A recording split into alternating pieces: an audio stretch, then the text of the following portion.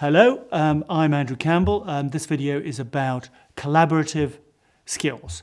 So this is collaboration skills, working with people across organizational boundaries, people who you're not kind of in the same building with, particularly in an intimate team with. I've got with me Hal Schroeder here, and Hal and I have been working closely on this issue for quite a while now, and we want to share with you some of the skills which we think are critical to being good at collaboration. So the first is think relationships.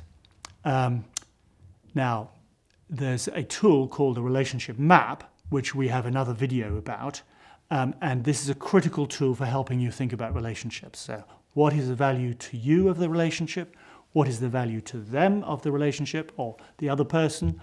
What is the type of relationship? And how much trust is there in the relationship?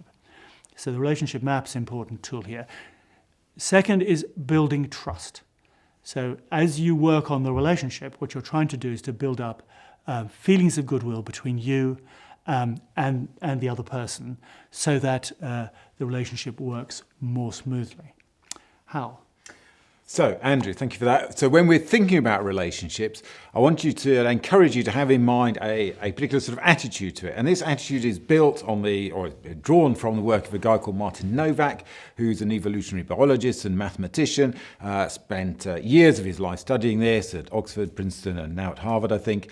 And after years of study and after an awful lot of maths, he has come up with 3 basic principles. And those principles are, when you're thinking about relationships, be optimistic.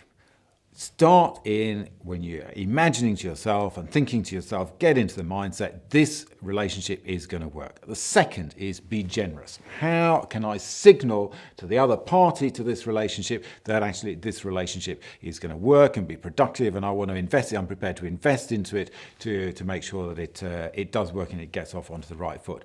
And thirdly, he suggests be forgiving. Sometimes, with the best of intentions, we missignal to one another and we can misinterpret what the other people are doing. We think, oh, well, it's all, he wants to shaft me or whatever it is. Often that's not the case. Misunderstanding is far more frequent. So set out with that mindset in mind, be optimistic, be generous, and be forgiving. And the second point is, as you're thinking about this, spend a bit of time getting to know yourself. Invest a bit of time in knowing yourself and what your approach is to these things. And here we'd encourage you to have a look at the Kilman inventory. You can do that online. There's a reference to it at the end of the video. So you'll see that. You remember, you'll probably be familiar with this, that Thomas Kilman did a lot of research in this area, tens of thousands of these inventories distributed over time, very good research base, and he looks at those 2 elements. He looks at the degree to which we want to be assertive in our relationships and the degree to which we want to be cooperative in our relationships. Now, as we know, we can all be highly assertive, we can all choose to be less assertive, we can all be highly cooperative, and we can all be rather less cooperative. So we're not going to go into the detail of that at the moment, but as with so many of these instruments, the sort of hypothesis is that we will have a preference for which of those sets of behaviours we deploy most often, and we need to be aware of that preference and have a little think to ourselves, actually, in a given situation, is my default preference the most appropriate, or might it be better for me to try one or other of the different styles? Very, very important. I think self-knowledge is really helpful in relationships. And linking to this question about understanding your own personal behavioral preferences, you often need prompts to help you behave in the right way in the right circumstances. So we all know how to behave when we go to a funeral, and typically we'll put on different clothes to help us behave in that way. If we're going to a very lively party where we're expected to be raucous and enjoy ourselves to the full, again, we'll probably wear different clothes. We may even have a different routine before we go out in order to get ourselves in the mood and to signal to ourselves how we should behave in that different situation. In the work environment, we don't have such easy ways of signaling to ourselves that we need to behave differently from one meeting to another. We can't rush out and change our clothes, or have a long hot bath before going out, or have a couple of gin and tonics before the next meeting. But we need the equivalent prompts, whether it is a particular pad that you use or a particular coloured pad, or a favourite pen that you get out when it's a collaborative meeting as opposed to a negotiation. Some way, or it can be a tie that you wear or don't wear, or some way of signalling to yourself that the event you're going to requires you to behave in a particular way. Tip number 4. Tip number 4 is about signalling. Thanks, Andrew. Andrew can be joyously raucous at parties, I have to say to you.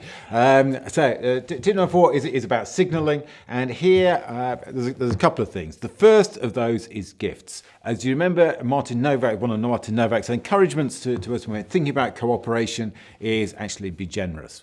So what we don't mean by this is that we rush around distributing parcels of money to our colleagues.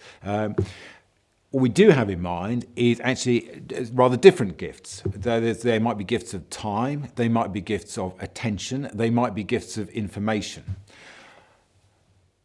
Back in the 1920s, a couple of anthropologists, Maus and Malinowski, did a lot of work in the South Sea Islands, and amongst their theories was that the sense of community among this distributed group of islands was enhanced by the giving from one island to another of seashells which had allegedly no monetary value, but symbolized the sense of community and were interpreted as a very generous act by the receiving island.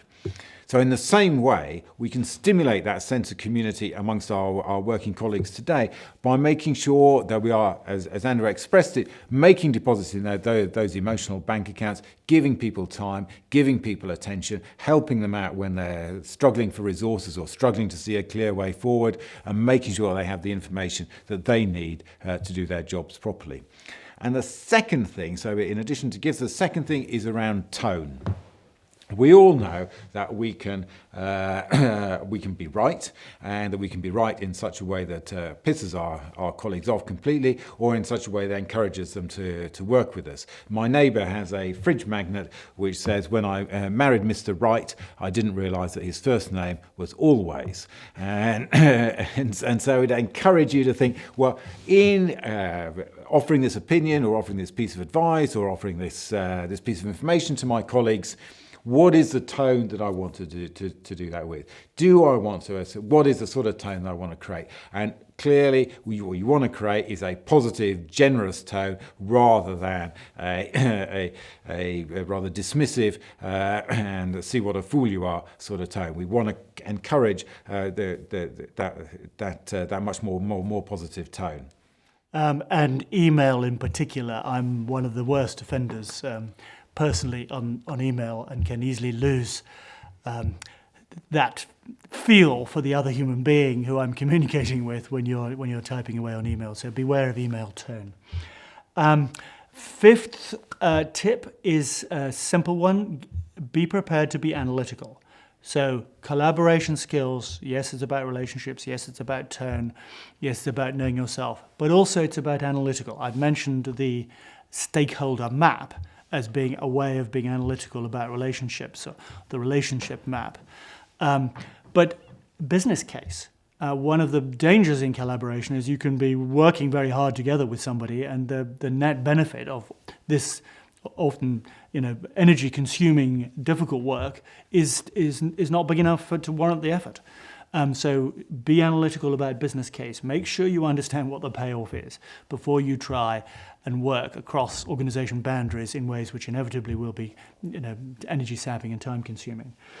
And then the other part of the relationship map is diagnose your relationships. Think hard about what's going wrong or what's going right in the relationship. And we have another video on relationship diagnostic. Final tip, Hal. Yes, I'd just like to emphasise that point about being analytical there, Andrew, because I think it's so important. whether or not we ourselves are comfortable with data, comfortable with the business cases, comfortable doing that sort of study and thinking about things in that way, even if we're not, we'll certainly have some colleagues to convince, and those colleagues may well be interested in the data and what the various analyses we've done are. So we would encourage you to do that. Final tip then, getting good at virtual. This is covered in a separate video, but our encouragement to you is this. It is a little different. In fact, it is quite different. A lot of the information that we get comes through body language when we're in face-to-face meetings.